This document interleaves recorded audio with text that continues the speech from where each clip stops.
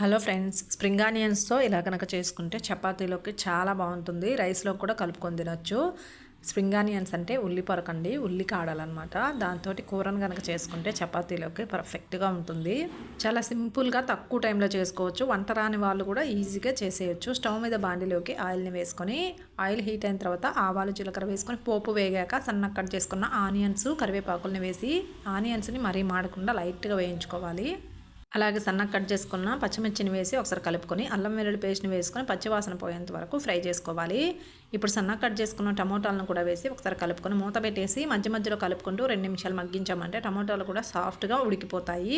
ఇప్పుడు మొత్తం ఒకసారి కలుపుకున్న తర్వాత పసుపు, రుచికి సరిపడినంత సాల్ట్, స్పైసీనెస్కి తగ్గట్టుగా కారాన్ని యాడ్ చేసుకొని ఒకసారి కలుపుకొని ముందుగా నీట్గా కడిగి సన్నగా కట్ చేసుకున్న ఉల్లి పొరక మొత్తాన్ని కూరలోకి వేసుకొని మొత్తం బాగా కలుపుకోవాలి. ఈ కూరలో వాటర్ అనేది యాడ్ చేయాల్సిన అవసరం లేదండి. టమోటాలో ఉండే వాటర్ కంటెంట్ అలాగే ఉల్లి పొరకలోంచి కూడా వాటర్ అనేది వస్తుందన్నమాట. అదే సరిపోతుంది. మూత పెట్టేసి మధ్య మధ్యలో కలుపుకుంటూ 5 నిమిషాలు ఉడికించామంటే చూడండి, కర్రీ అనేది గ్రేవీ లాగా తయారైపోయింది కదా. మనం అసలు వాటర్ యాడ్ చేయకపోయినా మరో 2 నిమిషాలు ఇలాగే కలుపుకుంటూ ఉడికించామంటే చూడండి ఇలా అవుతుందన్నమాట కూర ఫైనల్గా. ఇప్పుడు ధనియా పౌడర్ని యాడ్ చేసుకుని మొత్తం కూడా బాగా కలుపుకొని 1 మినిట్ తర్వాత స్టవ్ ఆఫ్ చేసుకుని పక్క తీసుకుంటే ఎంతో టేస్టీ అయినా ఉల్లి పొరక కూర రెడీ అయిపోతుంది. నచ్చితే లైక్ చేసి షేర్ చేయండి.